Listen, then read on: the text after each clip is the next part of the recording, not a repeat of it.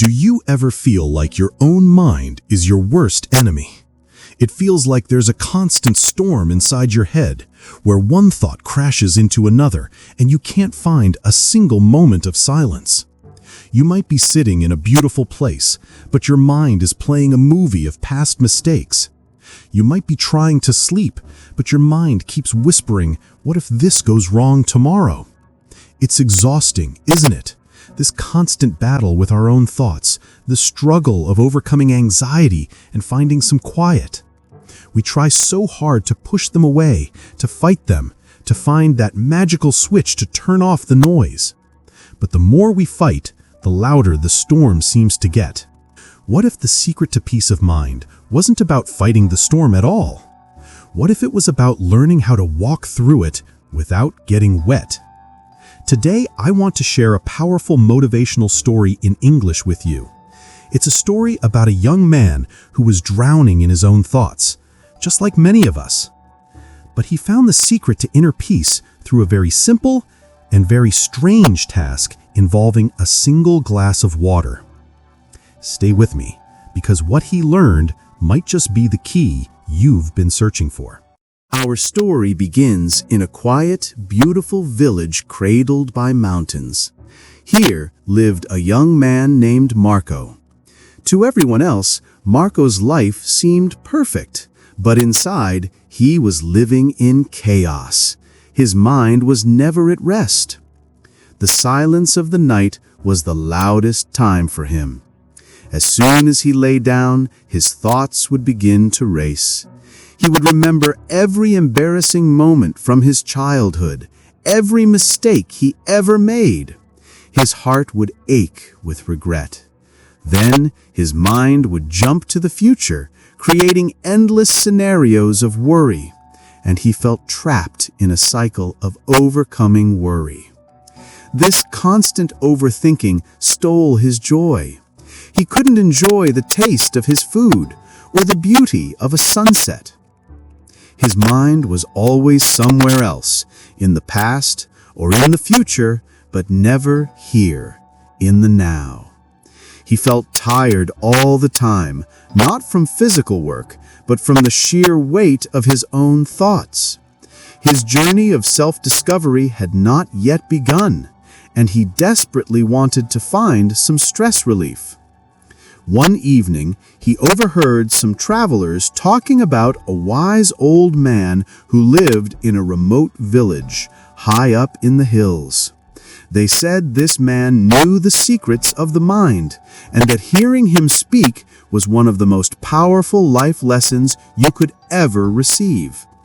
They described his teachings as a profound Zen story that could change your perspective on everything. For Marco, this was a flicker of hope in the darkness. He decided that no matter how difficult the journey, he had to meet this man. The path to the village was steep and winding. With every step, a voice of doubt whispered in his ear, "Are you sure about this? What if he can't help you?" But another, stronger voice, the voice of someone determined to find your path, pushed him forward. After several days of travel, tired and dusty, he arrived at a small, simple house. There, on the porch, sat an old man.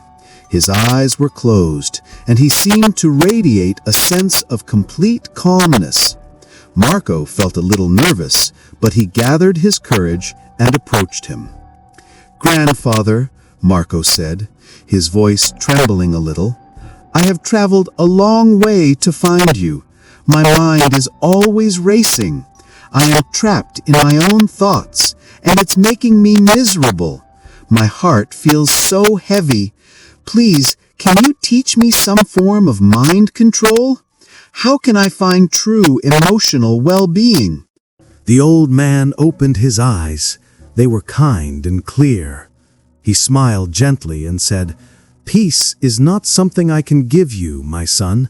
It is something you must find within yourself. But perhaps I can show you the way. Come with me." He led Marco to a well in his small yard. He drew a bucket of clear, cool water and carefully filled a glass right to the very brim. Not a single drop more could fit. He handed the glass to Marco. "Here is your task," the old man said.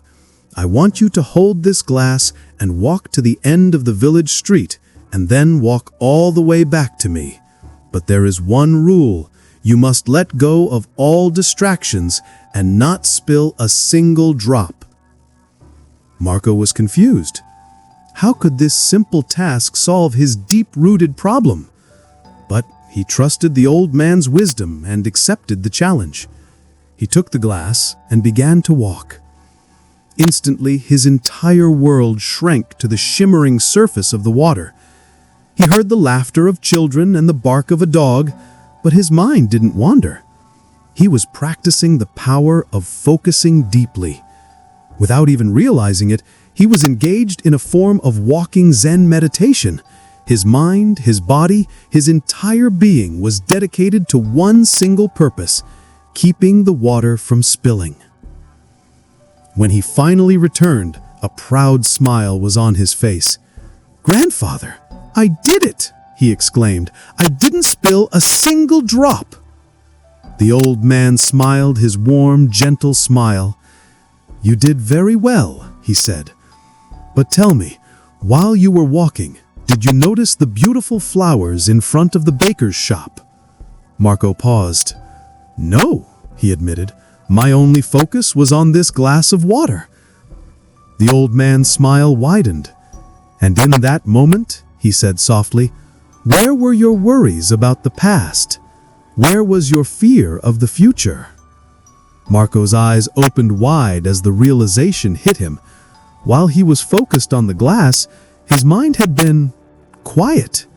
There were no regrets, no anxieties. He had experienced the power of a quiet mind. For the first time in years, he had tasted true mental clarity. "To find peace," the old man explained, "you must first learn to empty your mind of everything but the present moment. What you just practiced is a simple form of mindfulness. This is the core of Zen philosophy. It is the power of letting go of the past and the future. Peace was not at the end of the village, my boy. It was in your focus. You found it the moment you decided to be fully present."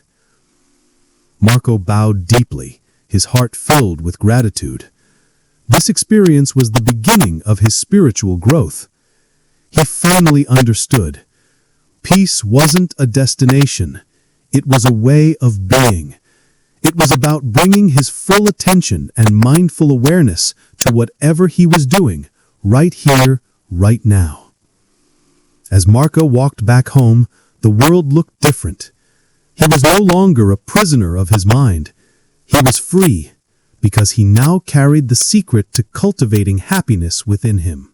That story always gets me, because it's a beautiful reminder that the peace we are all looking for is not in some distant future or hidden in the past.